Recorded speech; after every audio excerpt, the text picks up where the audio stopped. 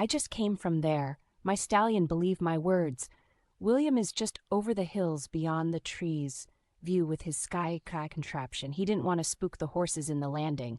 He brought the horses and I to them as we met up with him on the journey and back. Did he to see Henry then? I asked, interrupting his words, but before he could reply, William was already walking swiftly up out of breath. Colt had sensed his footing as he had walked, as Enfys had tried to explain. Did they believe you? Enfys looked to William, not knowing the answer himself, as they both looked to us. There is no need to believe me or him, Colt. William spoke, his shorter hair tussling in the wind, the feathers weaved into it flickering. His brown leather jacket creaking as he turned with a whistle. From over the hill into the field of horses walked a figure tall with gentle steps in no rush at all, hands in his pockets. Then stopping in the middle of the horses, the figure just waited as a horse came to him, giving him a gentle smell. It was Rose.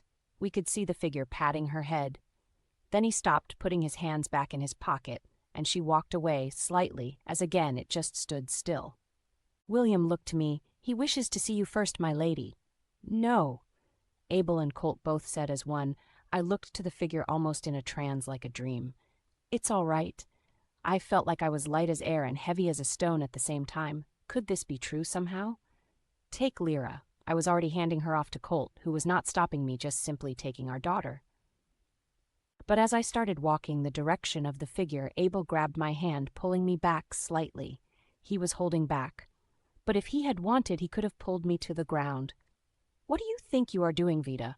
Why would he want to see you first of all people here? I couldn't look away, afraid he may disappear. I don't know, but I'm about to find out, I said with grit. Now let go of my hand, I am not your mare to touch. I pulled my hand from Abel's. His words became more concerned but softer. He put his hand on my shoulder. It's not safe for you there. Let me go with you.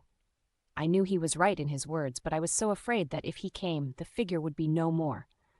Like a dream, would he just fade away? Did I not defeat the Great Spirit? I growled out.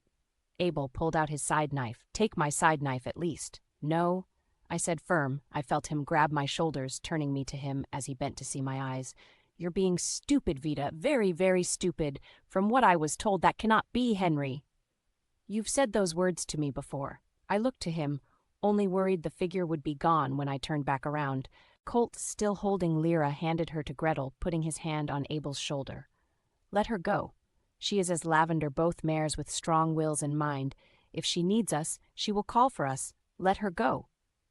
Abel looked to Colt in such confusion. Even I was shocked by this. Colt would normally be the first to stop me. This must be a dream. But he was smiling with almost tears in his eyes, closed. Something he would never show to the herd normally.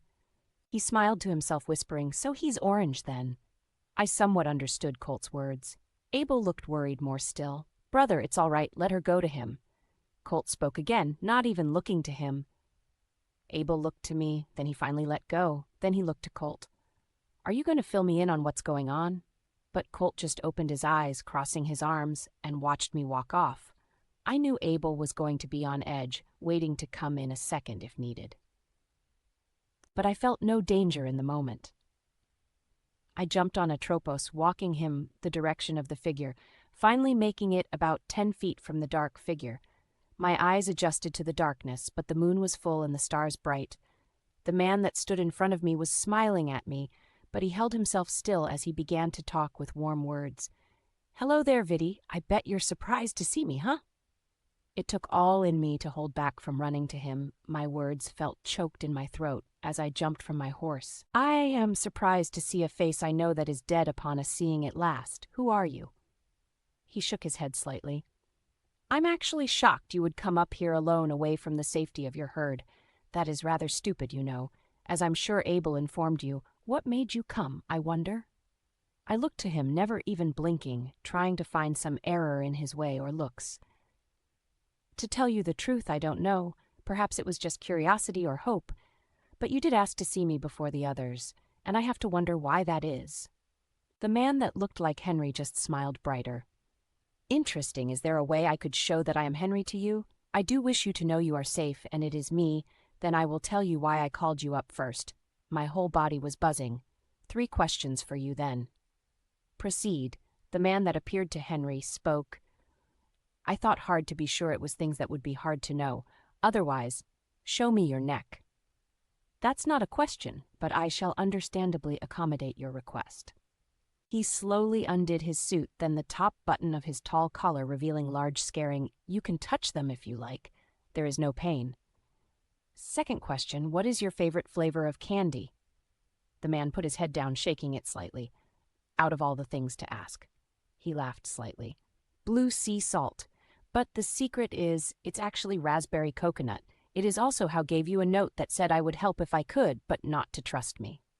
How do I know it's you, and not someone in you taking over your memories? That I cannot answer, though not the case. Do you really think Colt would allow you to come alone if it was even a slight danger toward you in his eyes? The only mind I can share is that of Colt's and one other. That's why he let you come. I now share his nanos. He can read me as I can read him, as from his mind he allowed me to know all that has happened. I looked back to Colt, who was just a dark figure now next to a taller one of Abel, then back to Henry. I walked up to him, putting my hand up to his neck, feeling the indents of the scarring. I grabbed him quickly around the neck, hugging him tight.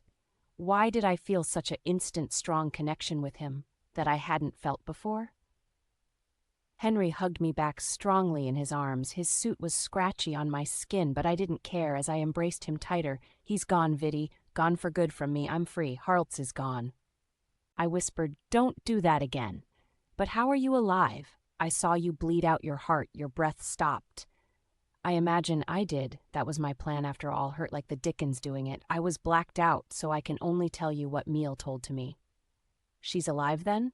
Very much so. The city is being redeveloped with her help. The hospital is now just rubble. So I imagine it will be many years before anything major is up and running when I left there. But this is what I was told, and I have no reason to believe otherwise. I had pretty much bled out. Threepwood was about to start analyzing me, piece by piece. Mila stopped him by insisting on trying to save me while he went to safety. Being a computer, he had to download himself into something or other. We are uncertain what at the moment. But nevertheless, she compressed the wound and had the machines go into manual as she instructed them on what to do. There was no blood packs in the room, so she instructed to take the only blood she had on hand, which was Furnius's, and start pumping it into me, while she cartilized and sewed up all the damage I had done. While another machine put Dr. Furnius's conscious into me. Why she thought to do this is beyond me, but she says something about giving my weak soul something to cling to, and how it was done is even further from my understanding.